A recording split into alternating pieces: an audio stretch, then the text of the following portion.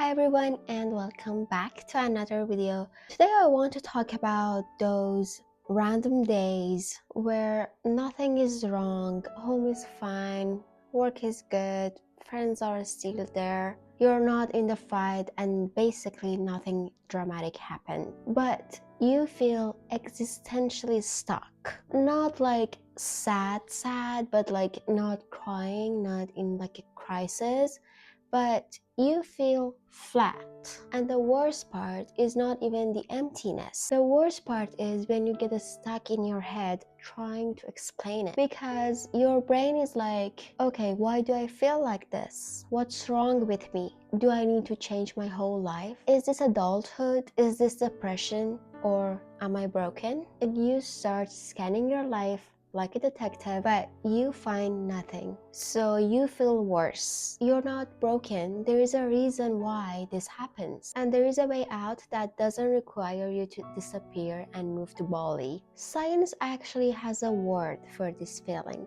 It's called anhedonia, which basically means you struggle to feel enjoyment, interest, or pleasure even when life is technically fine. And psychologists also talked about something called existential fatigue. It's not always sadness.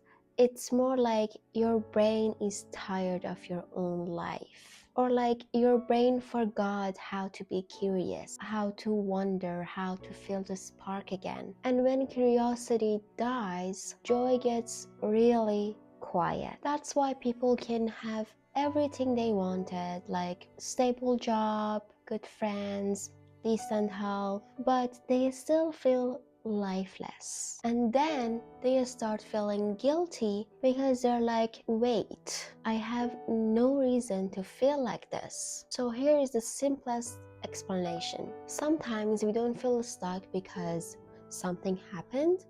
We feel stuck because nothing happens, and life becomes a loop. Same route, same messages, same what's for dinner, same scrolling, same weekend, same Monday. And the brain, it's not a fan of repetition. Your brain wants novelty, change, challenge, something is slightly unknown, because the reward system in the brain doesn't light up for same forever. Like for example, do you remember the first time you found your favorite restaurant and the first time you tried their food, you're like, oh my god, this is the best. Now you still like it, but it doesn't hit the same. Or like when you move to a new apartment, everything feels new, even the silence feels exciting, and then months later it's just walls, it's just apartment. I remember when I moved to my very first apartment by myself, I was the happiest for the first like 3 months, and then after a while I got used to it and it felt like just home, just apartment. Or even when you start a new job, new people, new tasks, new energies, and then it becomes emails, talking to people, emails. And the brain goes, okay, I got it.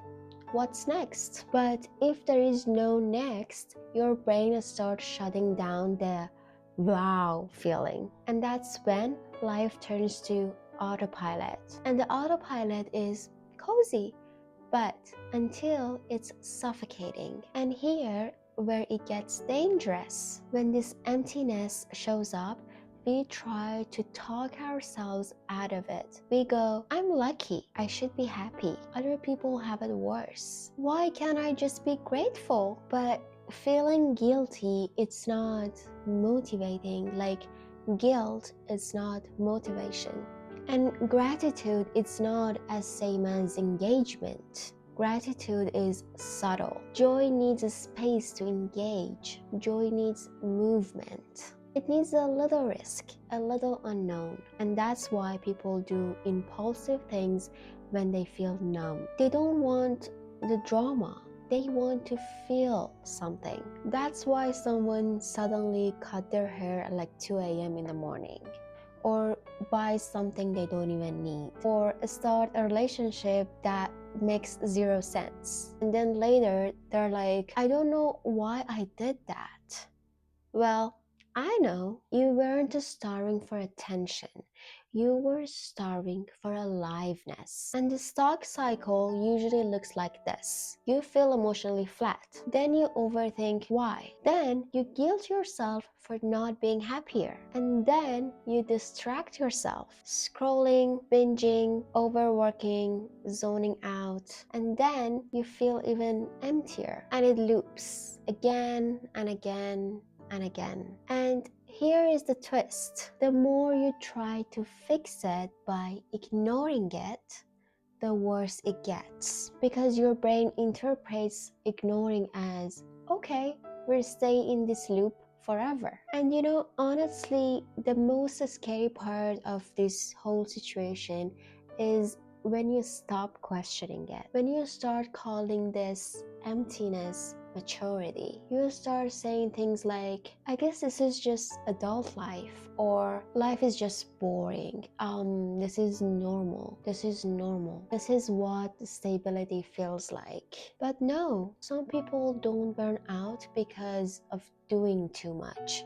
They burn out because feeling too little, from living a life that's too predictable, from never being challenged in a way that wakes them up. But here is the good news. You don't need to reinvent your life. You don't need the dramatic divorce, quitting your job, or a spiritual awakening on a mountain. You just need to interrupt the loop, and you break the cycle by breaking the patterns. And it has to be slightly uncomfortable. It doesn't have to be traumatizing or extreme. It just has to be new, because new means alive. I'm gonna give you my favorite framework for this feeling. I call it aliveness menu, because when you feel numb, you cannot think your way into joy. You have to do your way into presence. So you can pick one from each category that I'm gonna explain to you. The first one is reconnecting with your body. Move your body with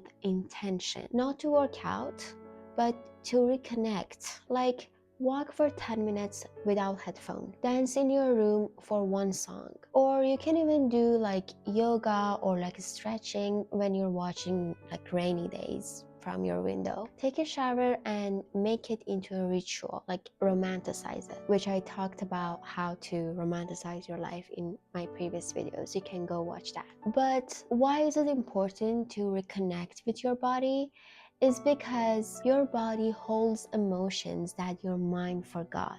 Even there is some sort of yoga that's for like trauma releasing, because your body holds the emotion and you have to release this emotion. So basically you stay longer in specific positions just to release that emotion. The second one is create something, because scrolling is passive, but creating is life energy. You can even write one page, doesn't matter what, and doesn't matter if it's messy or not.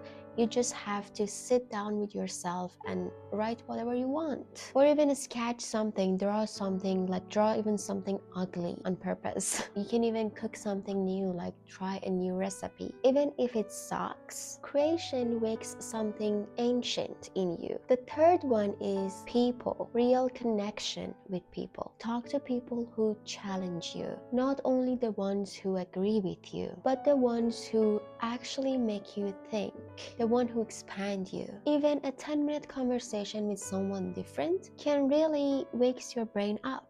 And the fourth one is tiny discomfort. You can even do one small thing that make you slightly nervous. You can go to a class that you never tried. You can try a class, you can try a skill that you never tried before. You can even sit in a cafe without your phone for like 5 minutes. Because sitting with yourself for some people is uncomfortable. Your brain will hate it, but then it will thank you, because discomfort is proof that you're alive. But remember, life isn't always exciting. Some days are boring, some months suck. But don't let this natural part of life convince you that you're broke or you're empty, you don't feel nothing. You're not stuck, you're just on pause. And pauses can be powerful if you notice them. And lastly, I want to tell you that joy isn't a mood, it's a sign that you're alive and you remember how to live. Thanks for watching, everyone. I hope you find it helpful. Let me know what you think in the comments below, and don't forget to hit the subscribe button, and I see you guys in next videos.